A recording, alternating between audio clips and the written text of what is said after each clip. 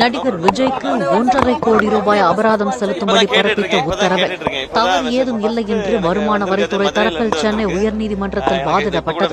2015ஆம் ஆண்டு விஜய் வீட்டில் நடத்திய சோதனையின் போது கைப்பற்றிய ஆவணங்களை வருமான வரித்துறை அதிகாரிகள் மதிப்பீடு செய்தனர். அப்போது புலிப்படத்தில் நடிப்பதற்கு 15 கோடி ரூபாய் பெற்றதை வரி கணக்கில் காட்டாமல் அவர் மறைத்ததாக கூறி அபராதம் விதித்தனர். இதற்கு எதிராக விஜய் தொடர்ந்த வழக்கை விசாரித்த உயர்நீதிமன்றம் அபராத தொகைக்கு இடைக்கால தடை விதித்தது.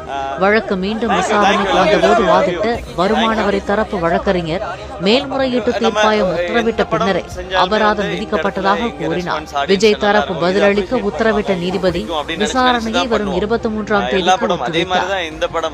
இந்த படம் இன்னும் உணர்வு ரீதியான எல்லாருடைய கதையாகவும் இருக்கிறதுனால இது எனக்கு எப்படி ஸ்பெஷலா இருக்கோ அது எல்லாருக்கும் ஸ்பெஷலா இருக்கும் நான் நம்புறேன். அதை தான் நான் ரெஸ்பான்ஸாக எக்ஸ்பெக்ட் பண்றேன்.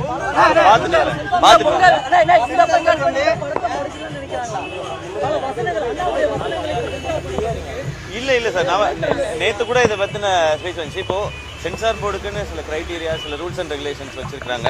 சம்டைம்ஸ் அதை பார்க்குறோம், அவங்களும் மனிதர்கள், அந்த நபர்கள், அவங்களுக்கு சில ஐடியாஸ் இருக்கும். இப்போ சில நேற்று கேட்டாங்க இந்த வார்த்தையை ஏன் மியூட் பண்ணணும் அப்படின்னு கேட்டாங்க. அது அவங்களுக்கு மேபி தப்பா பண்ணலாம். இப்போ